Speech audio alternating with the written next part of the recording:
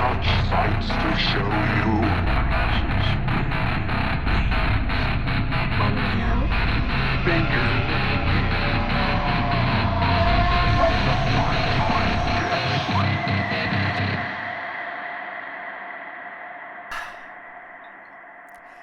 Good evening, everyone.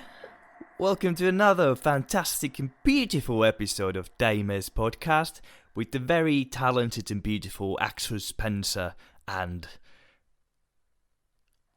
Oh, I thought you were going to give me like a little preamble there. Oh, what do you mean? Like, so you called yourself the talented and beautiful Axel Spencer? Oh, no, I mean it's both of us. Oh, both of okay, us. fair enough. Yeah, no. I'll let you off. I'm not that rude. And Adam Lewis.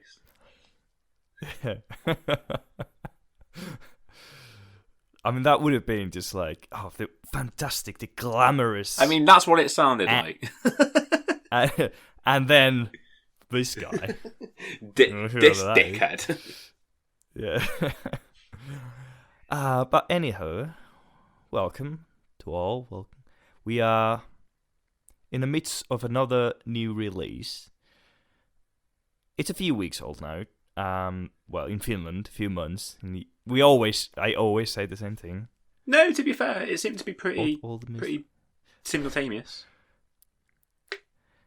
Oh, yeah, probably more so this time than some other times. I saw like it, our previous episode. Yeah, because I saw it early October, but that was because it was part of a film festival that I went to.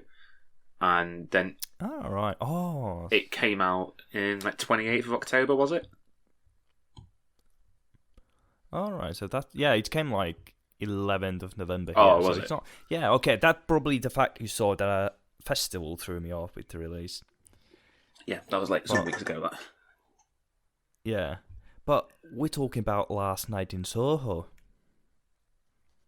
a new Edgar Wright film, and generally Edgar Wright is one of those directors. Like whenever there's like, oh, there's a new film coming, that's like, yes, I'm waiting for it. There's, a lot to say about Edgar Wright and his movies and his styles, but I just love his kind of style, especially in comedy. I just love his humor, which also does come from Simon Beck a lot, to be honest. But his style with comedy, let's say, that's just the best there is at the moment. I mean, he's great when it comes to blocking in comedy. Oh yeah, like there's the scene in what's the one based on comic book? Oh, Scott Pilgrim. Scott Pilgrim, yes. I completely blacked out on the name. There's that whole scene where he does that. Main character's ex-girlfriend comes to the door. They do a text switch, and he jumps through a window on her back. That is like perfect blocking. I love that scene. And there's the bit in Hot Fuzz where you got the two Andys. Yeah. Like, whenever the blocking in those is always great. Yeah. So, oh man, if we did like more broad spectrum of films than just horror, we definitely talk about Hot Fuzz. We might talk about Shaun of the Dead at some point because that is it's definitely more comedy than a horror, but it's a horror comedy. Yeah. But this time, as I said, his newest film, which is his kind of like first proper horror film, which I was very excited for. It feels like the first time where he's stepped away from comedy. Yeah, it really is. Like Baby Driver, whereas it is clearly action, it's still action comedy. Yeah. There's still a lot of laughs. And this one feels like it's the first truly... I mean, don't get like Shaun of the Dead, Hot Fuzz, World's End, Baby Driver. They're all unique films. But this one seems to be the first unique Edgar Wright film. It's like least Edgar Wright film he's probably made. Like there's still like I noticed a lot of Wrightisms, let's call them that, in this film. But it's because he's so that's not the word. I'm about to say so anonymous. He's so anonymous.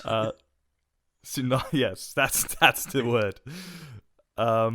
That it's kind of like his style very much complements comedy, but now he had probably a bit of a challenge. Did you to mean? kind of divert Did you into mean different... synonymous? Oh yes. Oh right, okay. Yes, So yes. I said. I thought that's what you said, but no. I guess I didn't hear it right.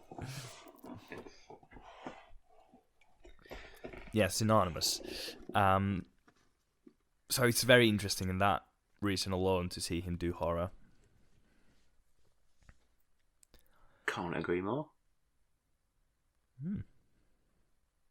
And to those who aren't so familiar with the film, Adam, would you explain them? What is Last Night in Soho? So, The Last Night in Soho, as we've said, is like a thriller horror by Edgar Wright, as we've also already said. Based around Eloise Turner, who's a young girl from Cornwall who's aspiring to be a fashion designer. She gets into the University of Art, like I can't remember the name of it. I think it's like University of Arts in London or something along the lines of that, where she gets accepted into a fashion graduate. And along the way, we learn that she has a gift where I don't know what the gift is. It's where she can see dead people in mirrors. And along the way, when she's in London, she doesn't quite settle in. She moves out of her student apartment into a bedsit. And whilst in that bedsit, she learns that a young girl was murdered in that same bedroom.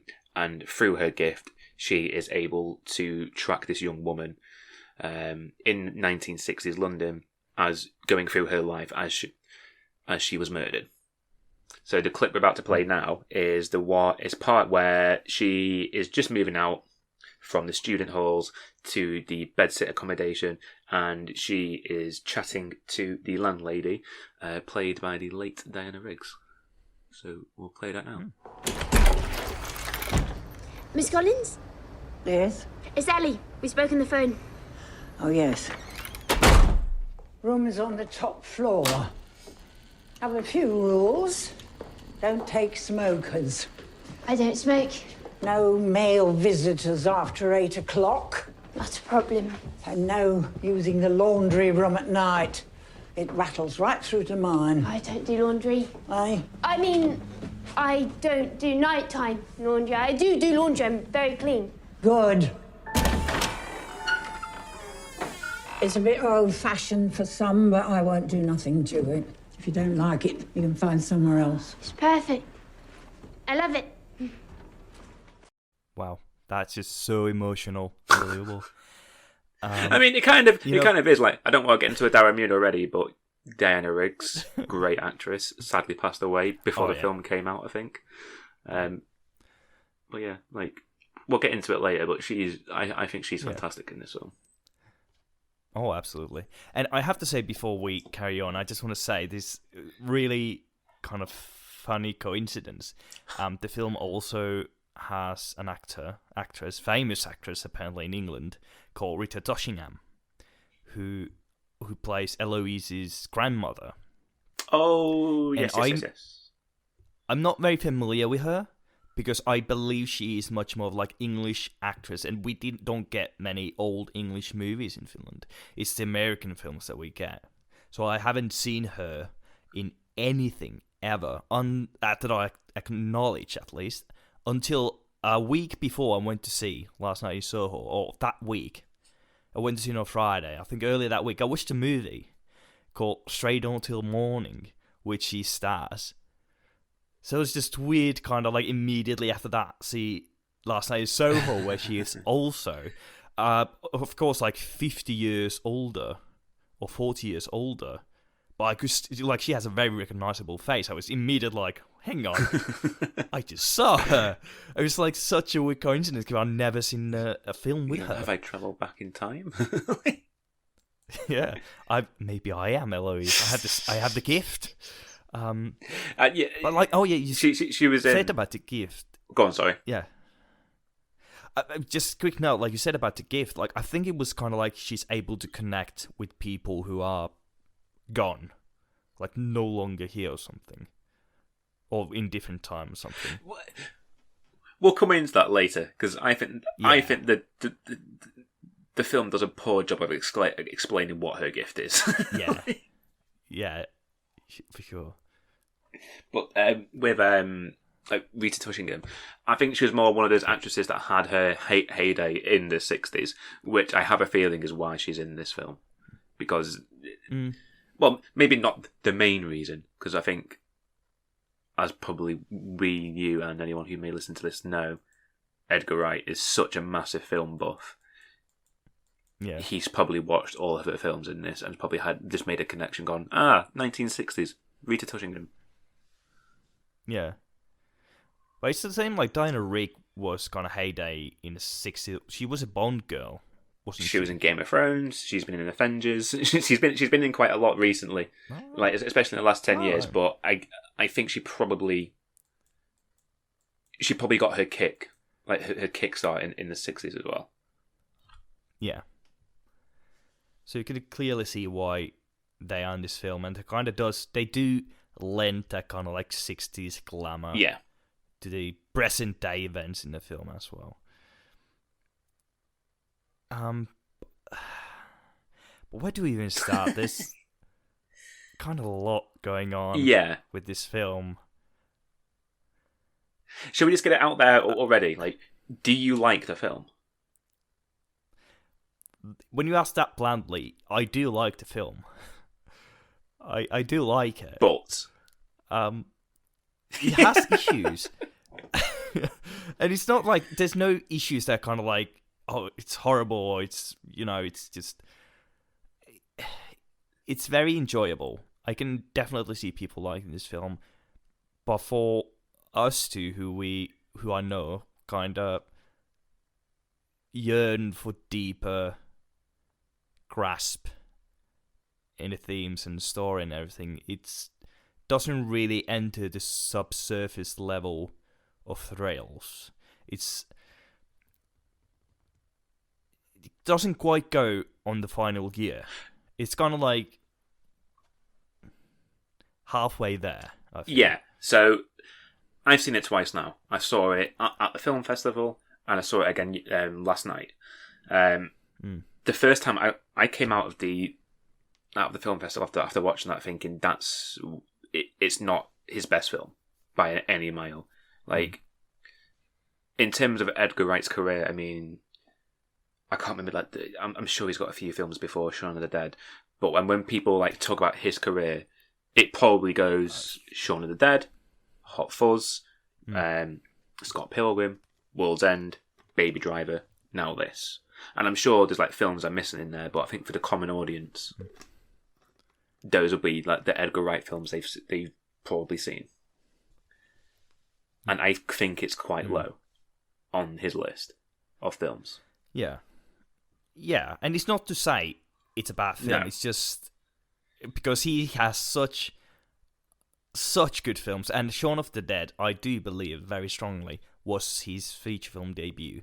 That was his first film. I don't think he had even made short films. I know he'd done like TV, so like Space, was it? Yeah, Space. Yeah, but yeah, Shaun of the Dead was Shaun of the Dead was his first film, which is again amazing given how good it was. But yeah, it doesn't quite break through like his previous films, and I feel one of the biggest issue with Edgar Wright has always, when I watch this film, is his characters, who aren't very apart from like those played by Simon Pegg. I think Sean is quite interesting character. I think Nicholas Angel in Hot Fuzz again is quite intriguing, but then you get Gary King in World's End. I think that's his best character he's ever written. But like this one, the characters just aren't interesting, and it kind of feels like a movie that is a character movie. I wouldn't go as far to say it's a character movie. Well, actually, right. I'd say it's a character movie if you want to class the City of London as a character. Right. Because Oh, it's one of those movies like, no, you're not the main character. The city's the main character. because it's at its heart, it seems like a love letter to London. Of course, for me, it's difficult to say because I never really spent that much time in London. Neither have I. So I didn't really, because for me, I feel like if it was that much of a love letter, it would have spent more time at the places like that are famously London and doing things that are famously London. Like that's why I think it's a love letter to London, because it's not concentrating on the things that you know as London, like fucking as Big Ben or whatever. It's showing you the other side of it, like that bit where Eloise is in the taxi going to the student apartments, and she's in that cab. Are you going to say like creepy taxi drivers, pervy taxi drivers are famously London? I mean, I think they're famous all across the UK. But she's in that taxi and she's looking out the window, looking at London, amazed by it all. And in those moments, he spends quite a bit of time just focusing on bits of London as we go by. And he does that as well when he's in the 60s. There are moments where, like, especially as you first go in there, it is very much look at the glitz and glamour of London. But would you say it's more love letter to London or love letter to Soho? I think it's more of a love letter to London in the imagination of someone who wanted to live in the 60s. I know that's quite like a long-winded sentence, but... Yeah, but that is pretty much like Edgar Wright said on interviews, that he wishes he had experienced the 60s because he feels like probably we all kind of have that. We always yearn for the decade that preceded us. Like, I love the 80s. I love the music. I love the movies, the fashion, for better or worse. I just love all things 80s, and I was born in mid 90s, so it's kind of like, kind of miss that. And that's kind of like the thing that Edgar Wright kind of relates to, and that's what he wanted to do with this film, kind of like the nostalgia, though it's a time you've never experienced. Yeah. I think that definitely comes across, because how they've transformed London. Because from what I've gathered, there's very few I nearly said I nearly did what you did a minute ago. I said visual effects. I think from what I've gathered, there's very few. A lot of it is done practically from what I've gathered, and obviously the transformation of London, pushing it back into the 60s, is spectacular. Like that first time where she's asleep in the bedsit, she pulls over the duvet cover, the camera pulls back in like that weird fashion, and now she's just in London in the 60s. That bit is special. And what I will say, I think the first half an hour of this film, it's peak Edgar Wright. It's his best as a director, his best as a storyteller, it's his best as a writer. I think like those first 30 minutes are his best he's ever done. Because that dance scene with Anna Taylor-Joy, Matt Smith, and how they cut between Thomas and Mackenzie as well. Yeah. You say cut between. Well, this is what I was thinking. Like, but because there were times where when I watched it again yesterday, I was thinking, right, okay, there's obviously cuts here. But there's a part of me that would probably think he's the type of person that would try to do it as a one take, but I don't see how he could have done it as a one take. You see, you forget that Edgar Wright is a massive fan of the Texas Switch. Exactly. And from what I've understood, there was one cut in that scene. Really? And other than that, it's just in jumping off camera to camera between Anya and Thomasin. That's impressive. There's like 2 bits with CGI. All the other stuff is just choreographed. And it is... I think he's ruined Texas Switch because that is so perfect. It's so amazing. That's like... You can't do better. No. Like that entire dance scene is incredible. It's like there's so much energy to it. Like you're saying, like again yesterday I was watching it. I was trying to look for cuts, and I think I was just it's just like every time like they pushed into Matt Smith's face, I was like, there's a cut there. But like now you're saying like the Texas switch obviously makes a lot more sense. But like and then and you wouldn't cut to a face. You cut like usually cuts happen at the behind of the back. Yeah, kind of. So that's why I was thinking like, is there visual effects here and there? But there's so much energy in the first half an hour, and it gears you up for the rest of the film as well. So you are like, yes, where's this going to go? And it kind of falls off a cliff almost. I wouldn't go that far, but it certainly slows down, not in the best sense, because I feel like horror works best when it starts slow. If it starts fast, you kind of need to keep that up. If it slows down, then that's a problem. And it kind of does that. And I'm just trying to structure.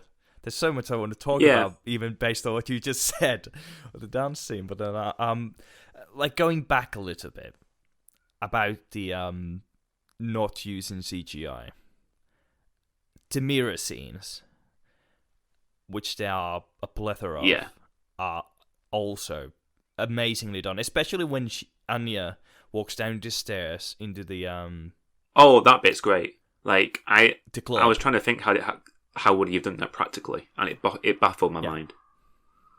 I was initially thinking, I'm not sure if that was the way, but I was thinking it's basically just a split cut of they first took a cut Anya walking down the stairs, she's in her reflection, and then Thomasin walks down the stairs in the reflection, and then they just kind of like mask Thomasin into reflection, so she's there instead of Anya behind a green screen.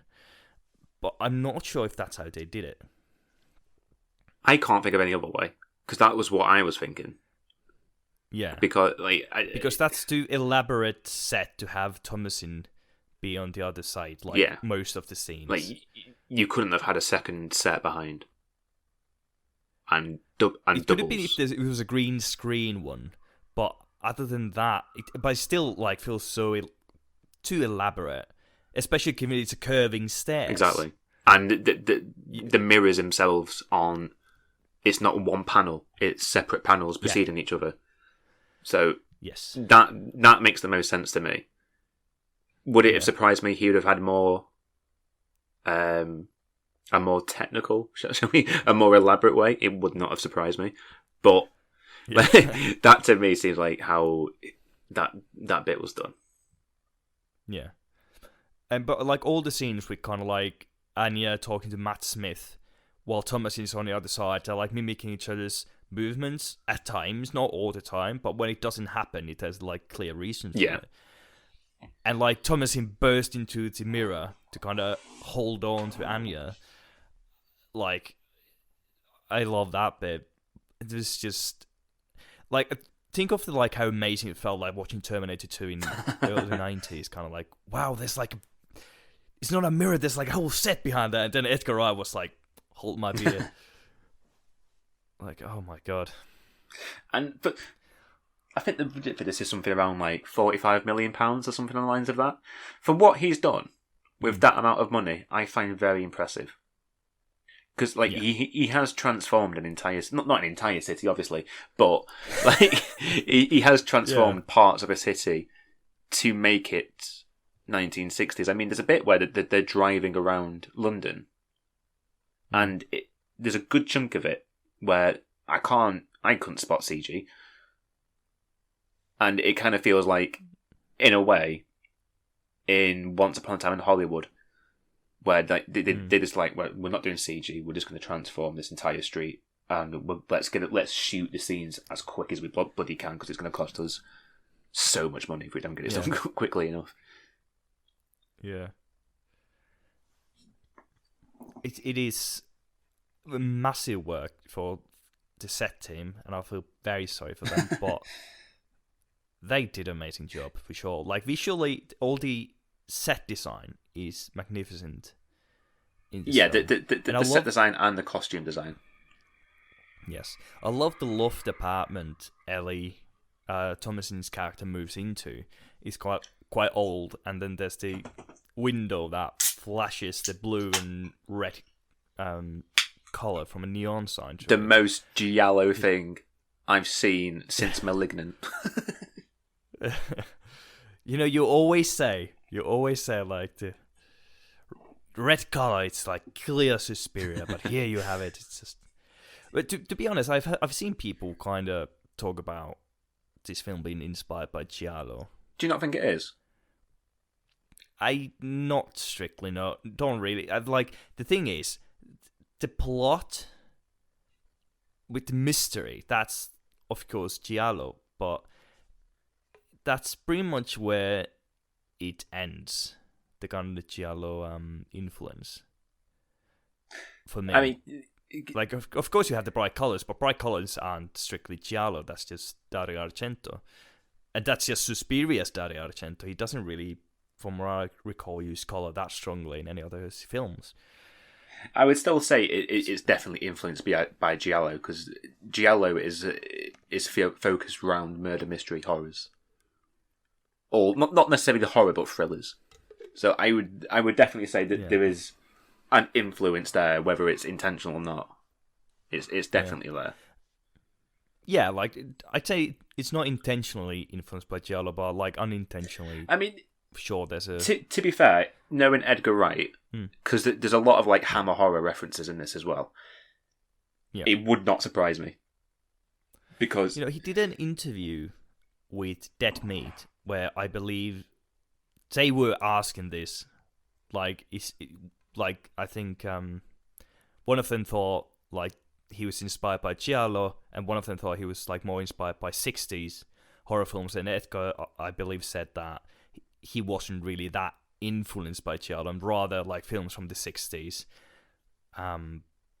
Don't remember what films he said, I think, but yeah, he was like kind of like saying he wasn't intentionally taking a lot of influence from giallo, even though there is like the, of course, murder mystery. It's there. Like, very giallo. He might, and the colors very Suspiria. Yeah, he might not have been influenced by it, but it's there. But I mean, I did one bit. There was one bit that I felt was quite giallo, and that's the stabbing scene when Thomasin is having some tender times with a young lad. And then she gets the vision of the stabbing. Is that what you call it? Tender times? I mean, it didn't turn out so tender. But yeah, that scene with I love the eyes flashing in the reflection of the knife. That was probably one of my favorite visual shots in this whole film. And again, I am like 90% sure that that's a reference to another film.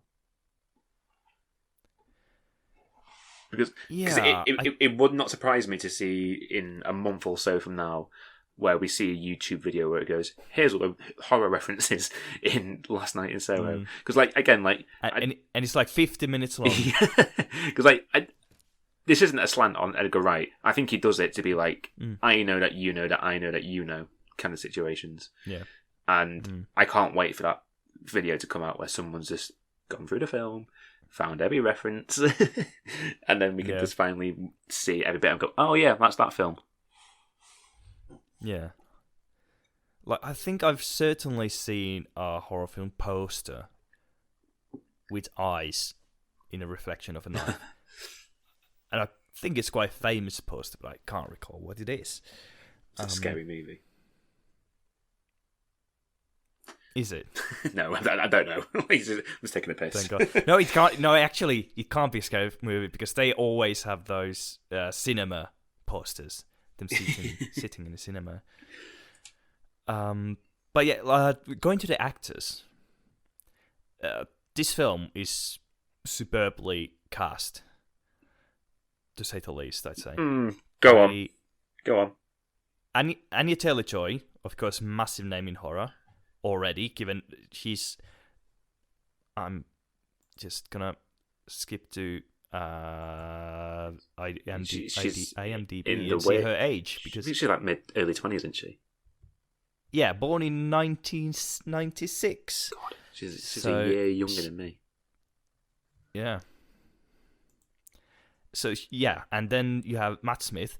His age actually surprised me because I thought he was older. Late 30s, isn't he? Yeah, he's 39. I think it's because he played Doctor Who at such a young age. I mean, it was like at least 10 years ago he started playing that, I think. Yeah, he was 26 when he started playing Doctor Who.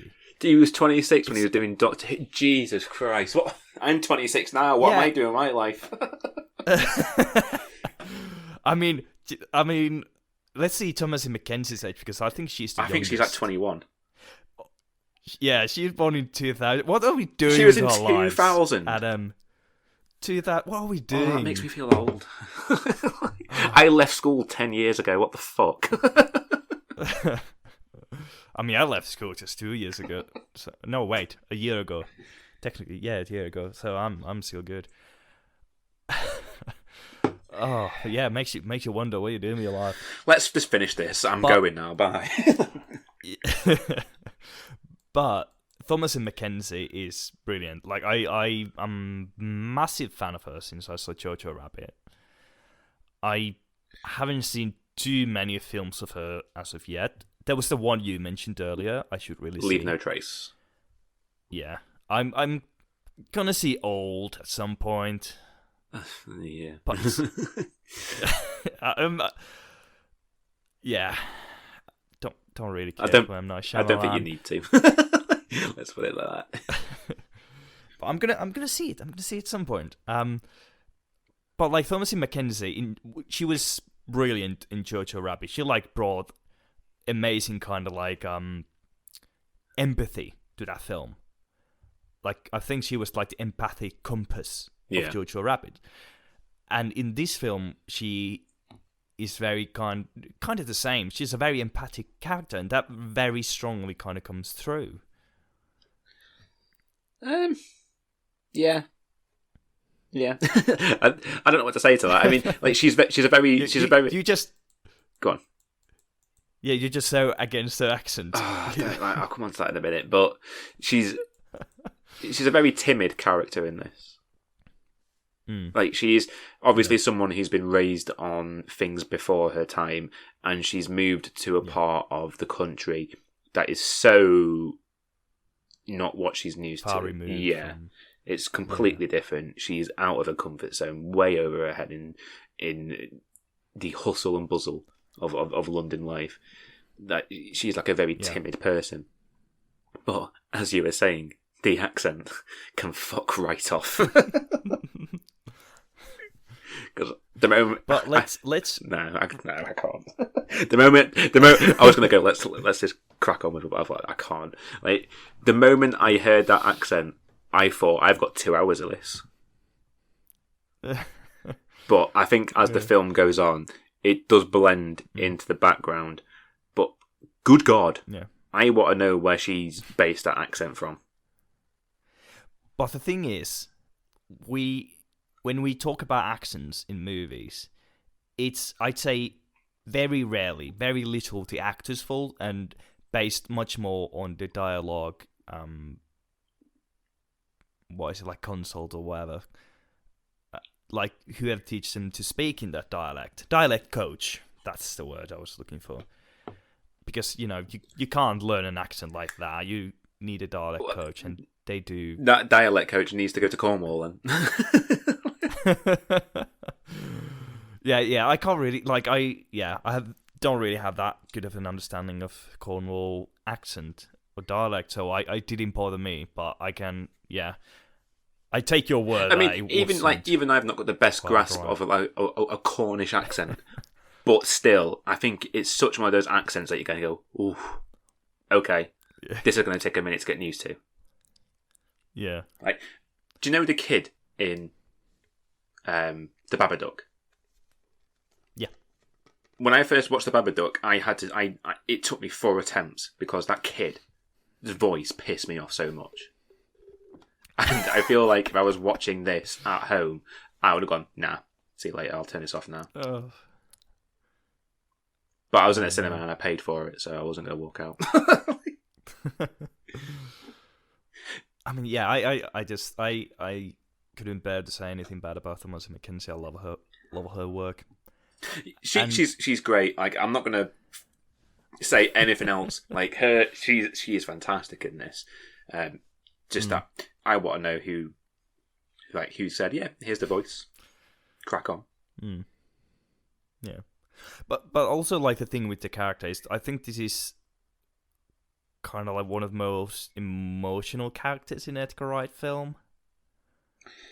Like, his previous characters haven't been very emotional. Like, Baby Driver doesn't really have that kind of emotion. Shaun of the Dead has quite a bit. But and World's End, at the end, it has a lot of emotion. But I think that has more to do with Simon Pegg, because I think he co-wrote the script. Yeah. So I think that had more to do with what, because from what I gathered, The World's End was very much based around his problems with alcohol addiction. Yeah. So I feel like that had That more is to true. do with Simon Pegg than Edgar Wright. Yeah, because like Scott Pilgrim didn't really have that much emotion. Like, they're fun movies for sure. But it's something like, this is probably one of the most emotional kind of like, I wouldn't say emotional strictly. It's just kind of like, it has emotional emphasis. There's something there in the back that makes you want to connect with this person.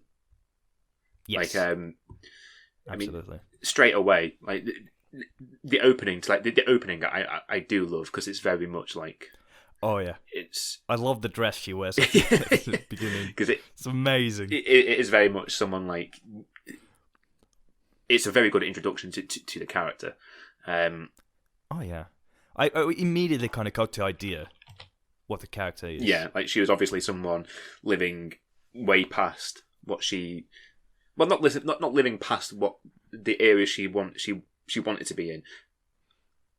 But she was someone who had this image in her head of a time gone by. Yeah.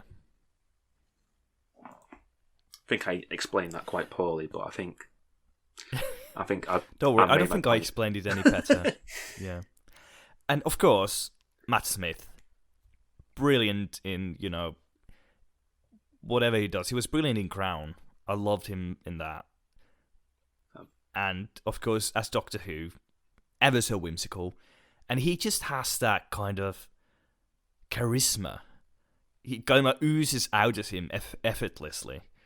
That is just. He plays a very charming but sleazy man. Yes, and the thing is, like, very charming to begin with. Like, the sleaziness, like, doesn't come off as strongly until, like, shit really starts to go awry. Like, at the start, I didn't really expect that character to turn out the way it did. I don't know what I was expecting, like, realistically, come on. But it was such a joy to kind of, like, see him in this film, like, as well. He is definitely, like, a great pick of an actor for this, because that Yes. dance scene, like, which I'm sure is like there's a Pulp Fiction reference in that dance scene. That moment where he's like walking up, like not walking up but dancing up, he just fit right in. Like him and Anna Taylor-Joy, they just both fit in perfectly. Oh, absolutely.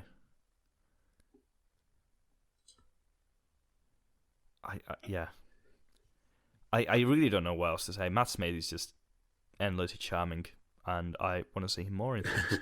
Go and watch Terminator Genesis. What was I going to say? You seen that? Yep, he's like, it's a bad film with a lot of like British TV actors where you go, they're great in this TV show. You watch that and you go, oof, they're pretty shit in this. In Terminator Genesis? Yeah, I'm sure it's called Genesis. He's in one of the Terminator. Which one was that? Not the last What's one. that but, with this? Emilia Clarke. Who does he? I Have you seen that film? I don't remember seeing Matt Smith. Like, I am very, like, he's got quite a small part, but I am like 90% sure. Like, I'm doubting myself now, but I'm sure he's in it. Because I think there's a bit where he betrays somebody. Oh, what a dick! Yeah, he's in Terminator Genesis. He plays a character called Alex. But what I did not remember that bit at all. I mean, it's a very forgettable film. Now, yeah, it is for sure. Now that I see his picture, now I remember. Fucking hell! But just to go back from what you were saying a minute ago, with it's such a well casted, cast. I think for the most part, yes. But at the same time, I feel like it's a problem with the script and then a problem with the cast itself as well. Where, okay, you've got Eloise Turner, played by Thomas Mackenzie, both great. You've got, I can't remember the full name, it's Jack something, played by Matt Smith, and he's great. Then you've got Sandy, played by Diana Rigg and Anna Taylor-Joy, both great. Mm-hmm. Everyone else... I think it's all the other characters are poorly written. I think. Yeah. Like, I mean, that is. I think we might be about to say the same thing, especially like the love interest. I'm trying to get his what's his name now? John. Mm. Like, I just think he's such a shit character. Yeah. I mean, the thing, like, I think the actor portrayed him in a very, I thought he was a very sympathetic character. Michael Ajao played him. And I think he did a good kind of job emotionally. Like, I liked the character, but it's not interesting character. There's not really much to latch on to. He's very much that guy that goes, I'm trying to be nice. That's it. Yeah. Like, there's no. He's kind of, There's no character to him at all. It's just a guy who is in the script to serve a purpose. He's kind of how female love interests are used to be written. Yeah. Kind of like just there. But like, I think Michael did a good job with this stuff he had. Like, I did like his kind of acting, but I wasn't going to say him actually. I was about to say the flatmate. Oh, Jocasta. Ellie originally had, yeah. It's just pointless, really comes to mind with that character. And all the other kind of like classmates, female classmates that kind of like picking on Ellie. Kind of like, we don't see her much at all after Ellie moves away from the student accommodation. Like, she's in the background a few times. She almost gets stabbed in the eye. That's it. Like, such a pointless character, and it's written in such a kind of generic mean girl fashion. I semi-understand why the character's there, because, like, I don't know what, like, uni's like in Finland, whether it shares similarities to, like, the UK, but you go over to university, there's a student hall, and you are going to be sharing a room with somebody. Yeah. And so I get that. I get why there's a character there that goes, hi, I'm such and such a person, I'm your roommate. But other than that, like, it is like you're saying, like, she's just a character that goes, I'm your roommate, and I'm a cunt as well. Yeah. Like that bit. And especially because in England, you go to college at a younger age. In Finland, don't you? It's 18. So I don't know what age you go in Finland. Oh, it is 18. Yeah. Okay, so it is same. So then, of course, we go to college. So it changed like 2 years after I left. So now, all right, you have high school, secondary school, whatever you want to call it. That stops at 16. Then you've got the option to go 2 more years in school, or you can go to college. And then after that, you've got the option to go to university. Okay, because like your education system is quite different, because you start school 3 years before we do. You don't start school till 6? Which is... we don't start school till like 6, 7. That's interesting. maybe 7. Yeah. So I was like wondering, like, what do you do with all that extra time studying? I mean, to be fair, What happens? when you're 3, 4, 5 years old, you're not really studying much, are you? Like, I feel like it's just an elaborate way of going. Here's some childcare. Go and get a job. Yeah. Yeah. Because in Finland, you go to daycare until you're 7 before you start the first grade. That's interesting. Did not know that. But yeah. So I was wondering that. So okay, so it's not really from my experience at uni. I didn't live in student housing like that anyway, and I don't think most student housing in Finland even you don't live with someone in the same room. You have your own room at least. There are some flats that you kind of there's 3 different rooms, 3 different people. Something's happening today. It's like first the internet, then us is like lagging. 3 different people like you can live with, but everybody has their own rooms. You just share a kitchen or something. I feel like it very much depends on where you go, because a mate of mine who went to uni in Manchester, she it was literally what you're saying there. It was a flat. You had a kitchen. You had a bathroom, and then you had 3 bedrooms. But it was literally cramped as fuck. Yeah, like I think in London it's probably more cramped because, of course, it's expensive and a lot of people studying there. So I did kind of like relate to that. I know that's a thing, kind of like living in the same room with someone, and if the chemistries don't match, it's horrible. But I just wish there was more agenda with the character than just like, I'm gonna be a bitch. Like that bit where she goes, like, they're talking about they meet like the new people in the flat for the same time, and she goes, we're part of the Dead Mums Club, aren't we? And then someone goes, what happened? What happened with your mum? She goes, she had she was ill mentally. She killed herself. Everyone's going, oh my god, that's really awful. I'm so sorry. And then she turns around and goes, yeah, my uncle killed himself.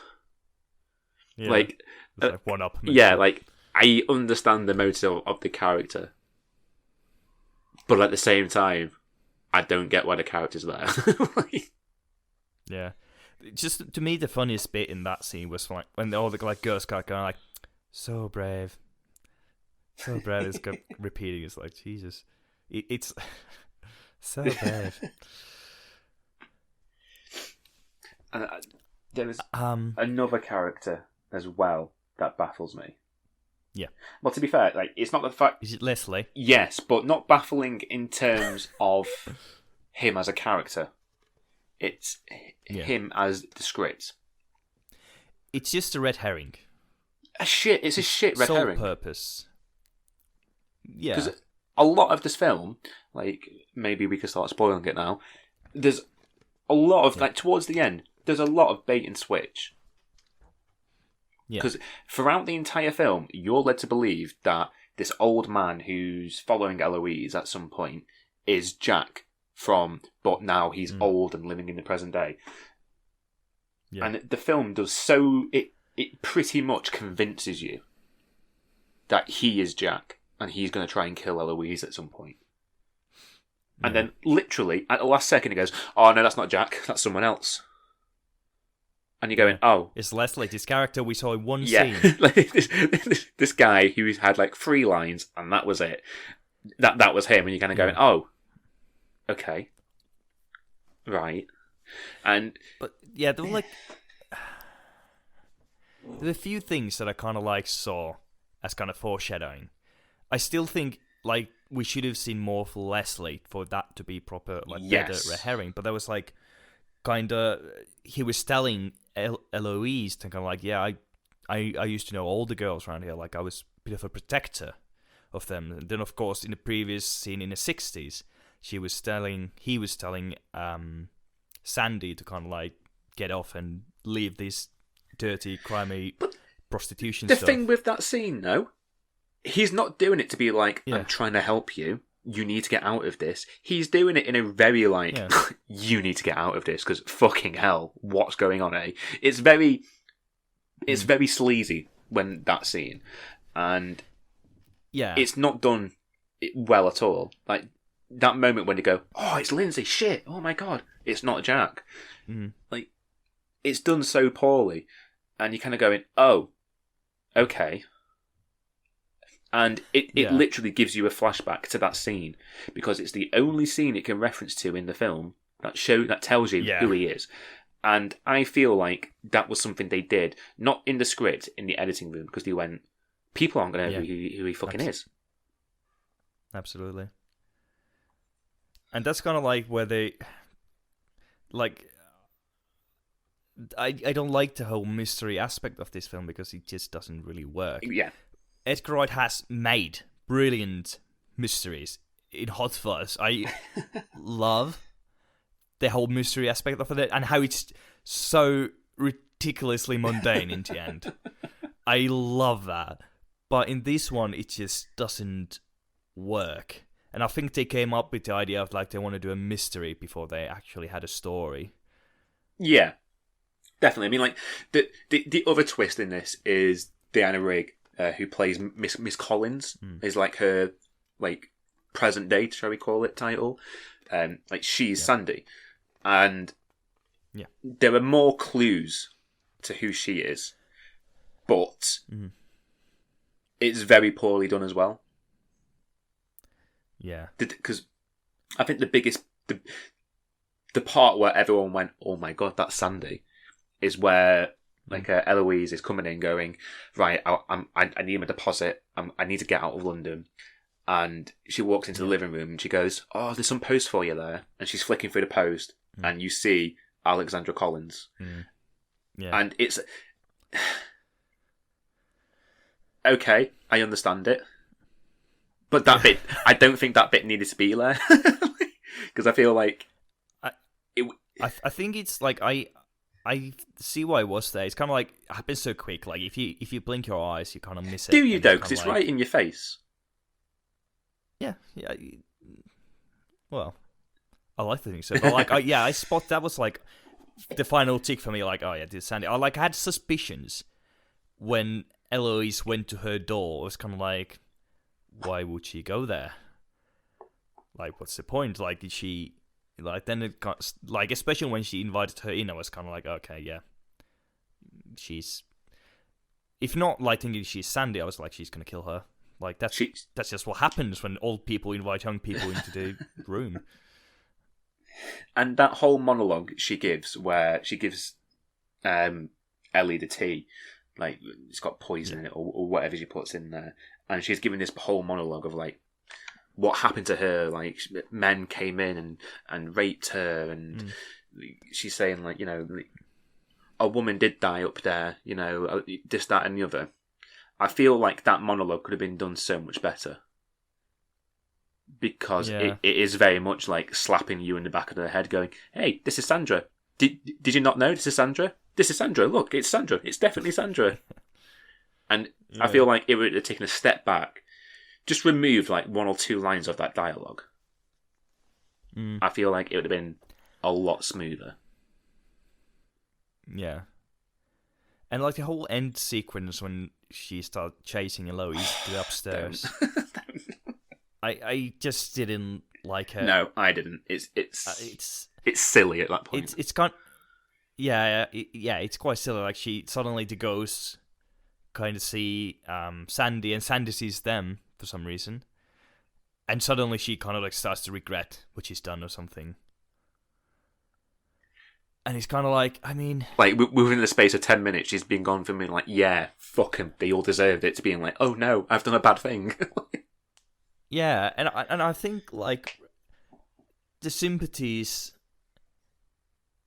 in this day and age were still rather on Sandy's side, even though she murdered those people because they did rape her. So I think that was kind of like the film trying to balance out, like, give the sympathy to the dead men. Which, you know, do I want to feel sympathy for rapist white men? or any rapist. Oh God, that's not the point. That's not the emphasis.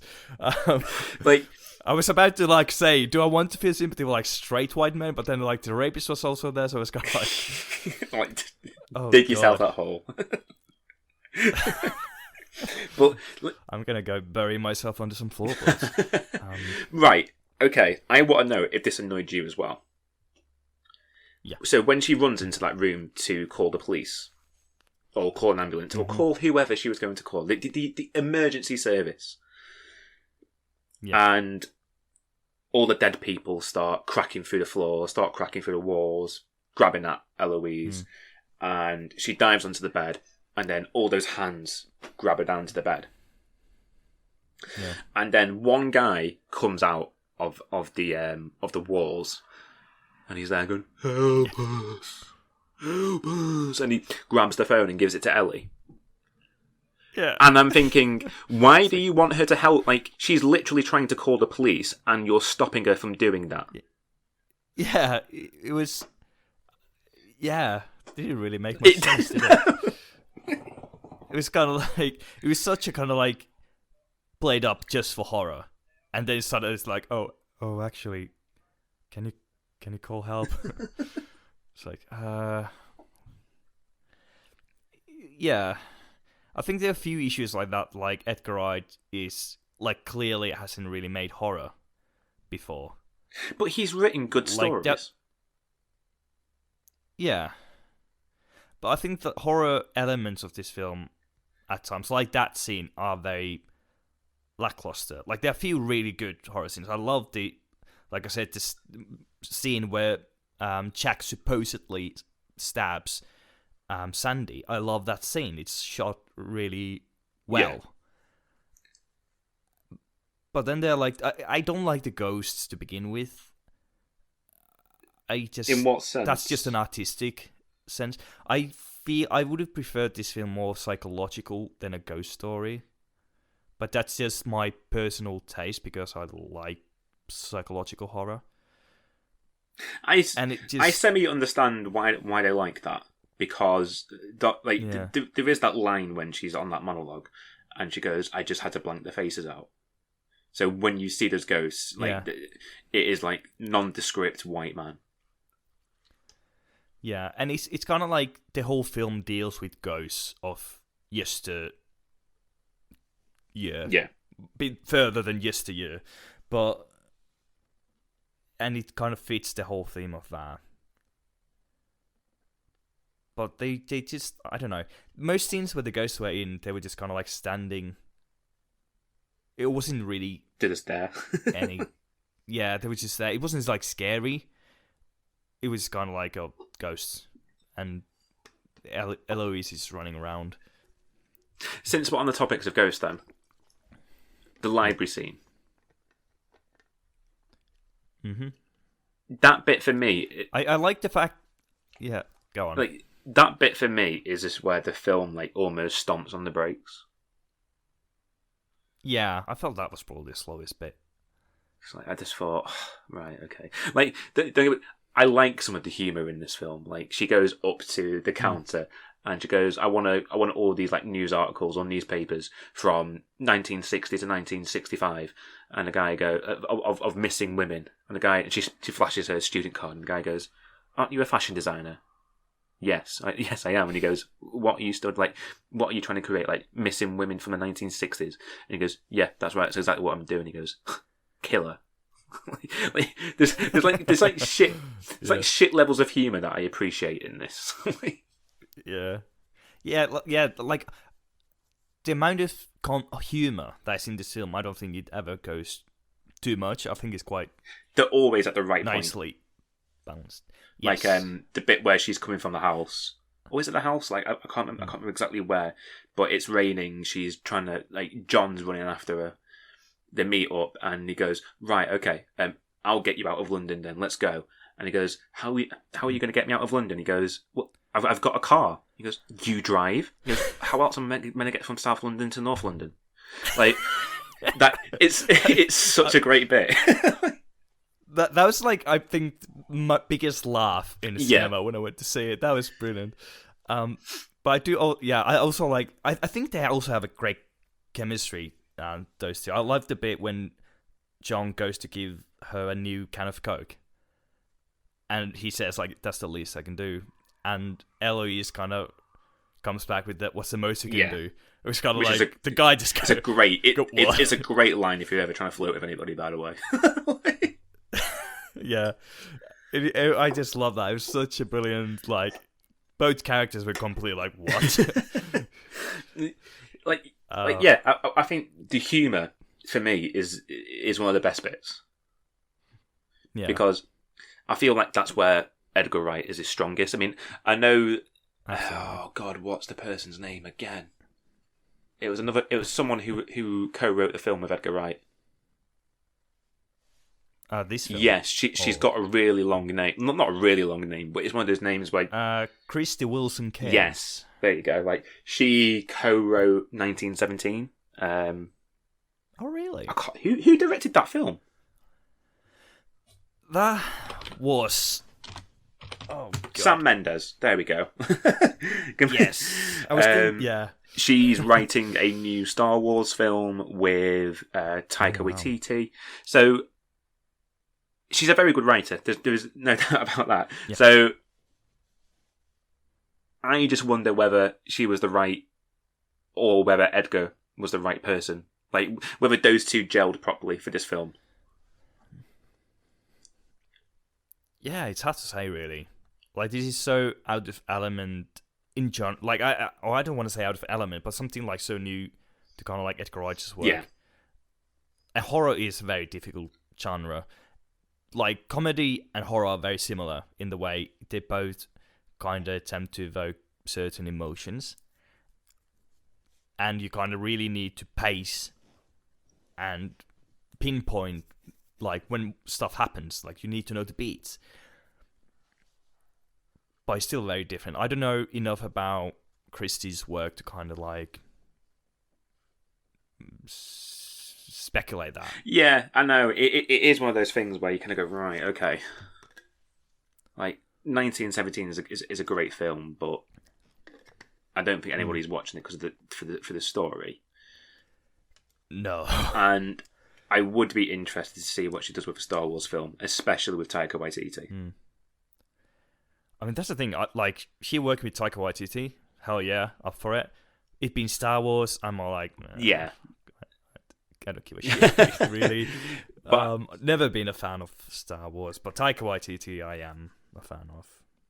I'm just trying to... Yeah, because she hasn't done all that much so far. She's done quite a lot of short films.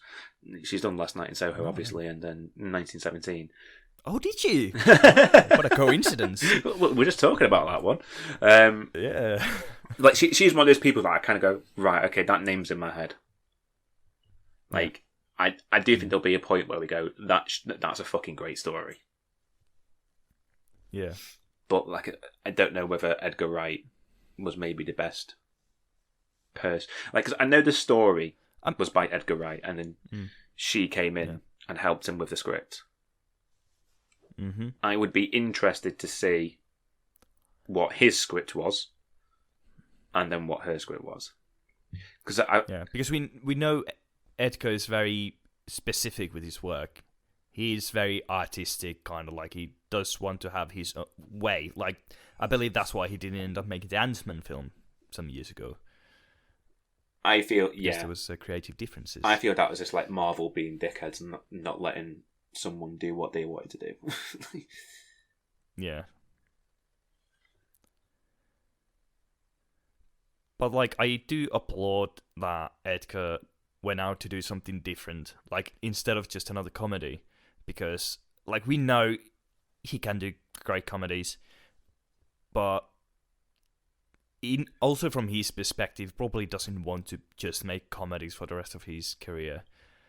Like I did enjoy this film, even though we've been kind of almost shitting on it for like half an hour, which I don't really mean. I mean, the first time I came out of it, I was thoroughly disappointed. Yeah. I felt like it was just I did not like it. the first time I came out. I thought, right, okay, the first half an hour, incredible. Everything else is so sub-mediocre. I just felt, I don't get how Edgar Wright's gone, yeah, I'm happy with this film. Second time of watching it, I did enjoy it more. But I think that was more because I was watching the crumbs being laid down as the film was going on. Yeah. One thing that kind of upsets me is Scott Pilgrim was his first like relatively high budget film. It didn't do well at the box office. Then you had World's End, which wasn't high budget, but it was for a mid-level, not mid-level in terms of talent, but mid-level in terms of appeal. It was a decent budget, and that did all right for him. Baby Driver felt like his last chance to be like, give me a decent budget, I can make a great film, and I can get audience interested, and it worked. And I was so happy for him because Baby Driver, like, let's ignore the fact there were two paedophiles in that film. It's a great film through and through. And it did well at the box office, and everyone was like, right, like Edgar Wright.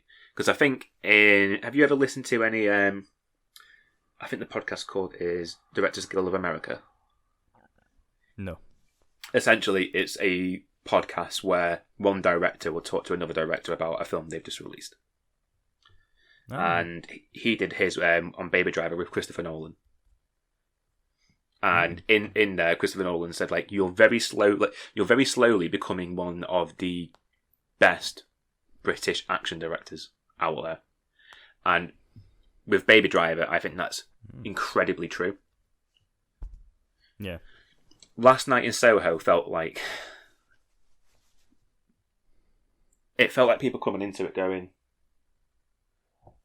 right, okay, we want you to get that again with Baby Driver.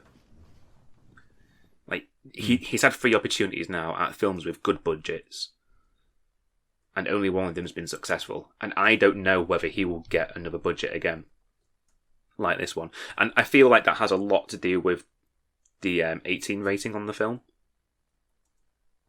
Because yes. I don't even know, why does it even have an 18 rating? Exactly. Like, there's a part of me that thinks, because there is a lot of blood in the film, all things considered, like, there is like a woman getting fucking slashed open. Let's not.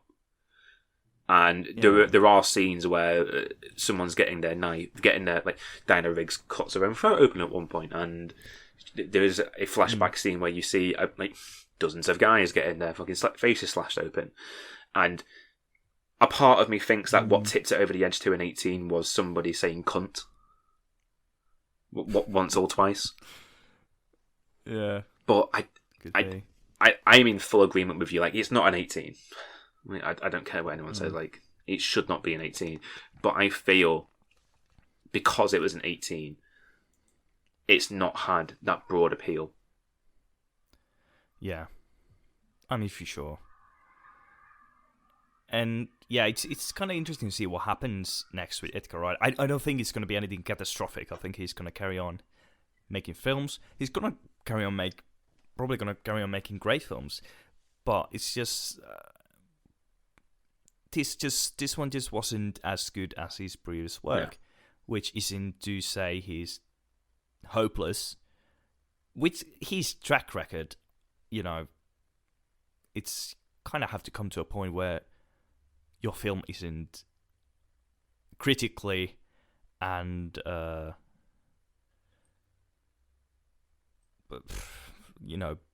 praised by the audiences.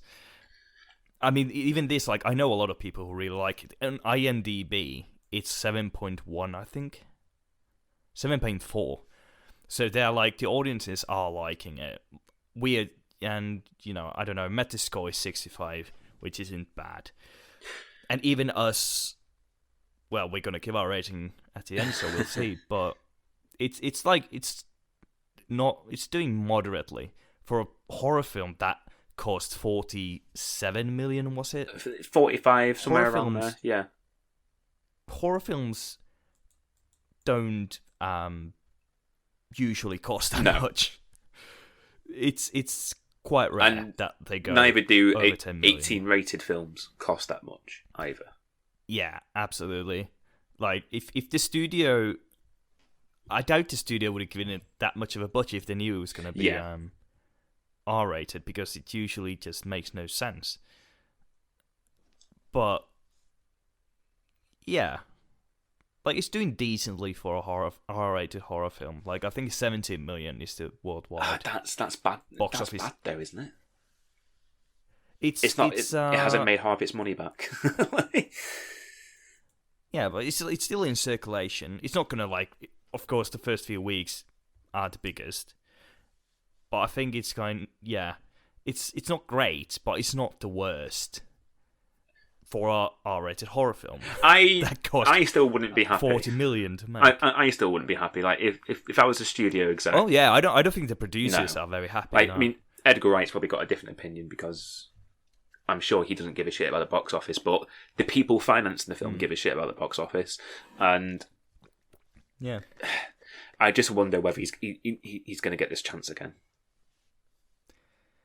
But even like if he does, I think it's going to be rather going back to Baby Driver kind of action. If he makes another action film, I think there's going to be more encouragement for him to kind of like get a bigger budget.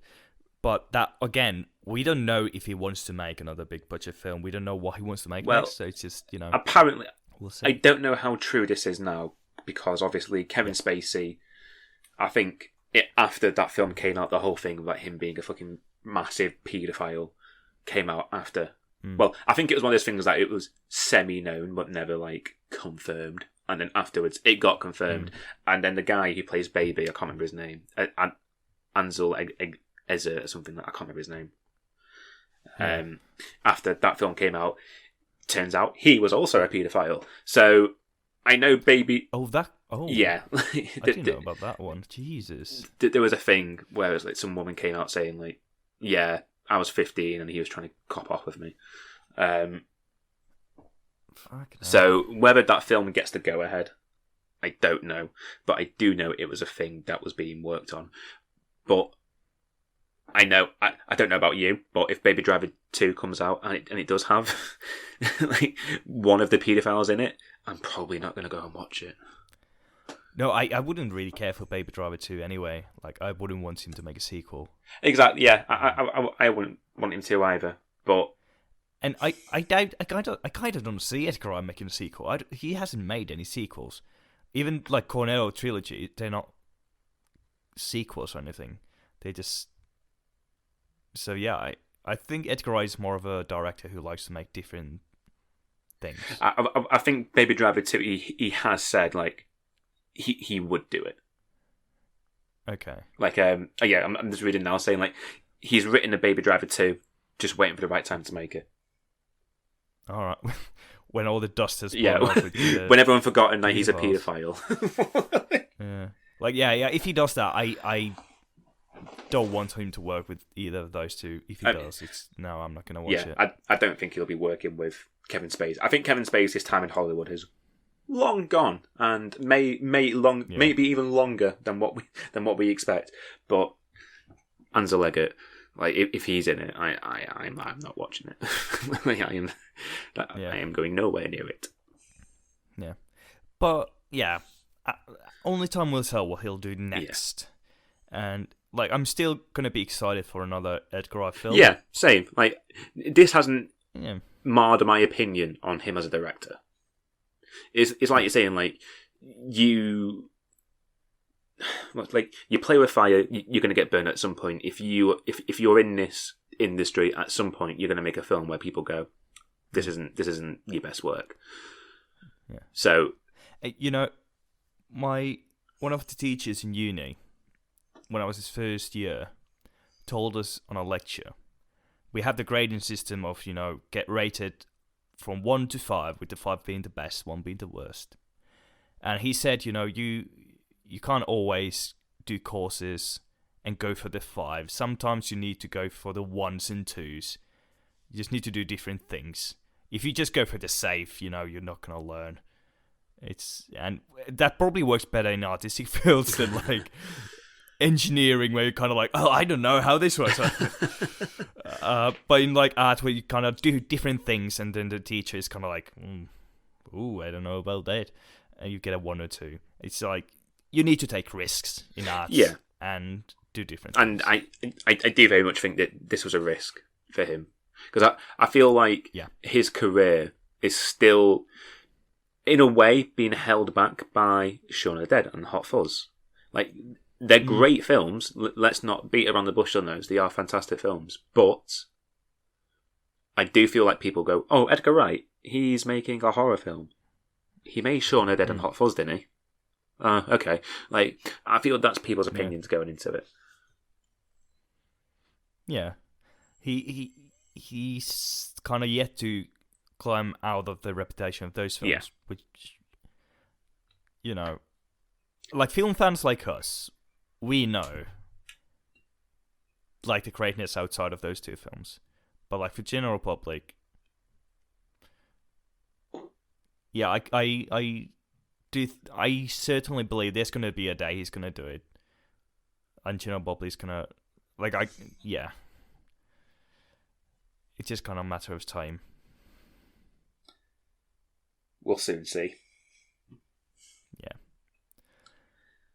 Do you have any remaining thoughts on Last Night in Soho? No, not really. I mean, I'm just like that. I'm still disappointed, just less so than the first time round. like, I'm not like angry at anybody. I'm just like a disappointed parent where I go, you can, like, we all know you can do better than this, and that's where I'm like at the minute. Like obviously this was meant to come out last year, and it got pushed back to this year. I do wonder whether it would have been helped by it not having an October release. Because yes, obviously people go, oh, it's a horror film. But I think for the general audience, they're not going to come out of this going, oh, that was a great horror film. They'll come out thinking, they'll come out thinking it was a different film entirely. But yeah, like, I'm excited to see what he does next. But I just hope that producers and studio heads, finances, they give him that real opportunity. Because like Baby Driver felt like last chance saloon for him. Like if that hadn't have worked, I don't think we would have had this film. And I hope this doesn't put people off. Yeah, it's got Baby Driver funded Last Night in Soho. Yeah, pretty much. And I think that I think we were talking about this before. There was some other occasion where someone made a very successful Hollywood big film and then something really different and weird, kind of. Do you remember who we were talking about? Were we talking about? I can't remember. I think there was time. I was just wondering, was it like on an episode previously? Oh, God, I don't remember.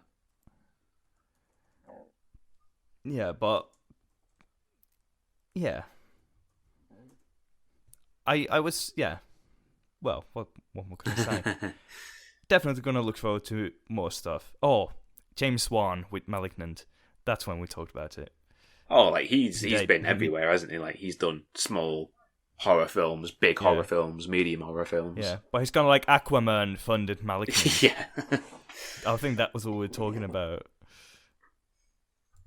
But yeah.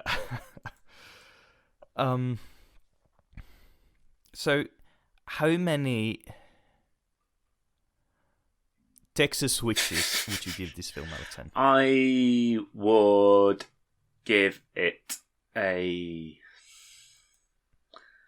going to go down the middle. I'm going to give it a 5.5. Oh. Blimey. Like, to me, like, 5 is your straight up middle of the road. It's not good, it's not bad. Yeah. I feel like it's just a little bit above that. Like, no, actually, I'm going to give it a 6. Because, like, that first half an hour, like I said, it's so good. And it's just such a shame that the rest of the film doesn't carry that same energy, that same level of choreography, that same level of camera work. Like, it very much feels like it very much feels like the film was sold with that scene.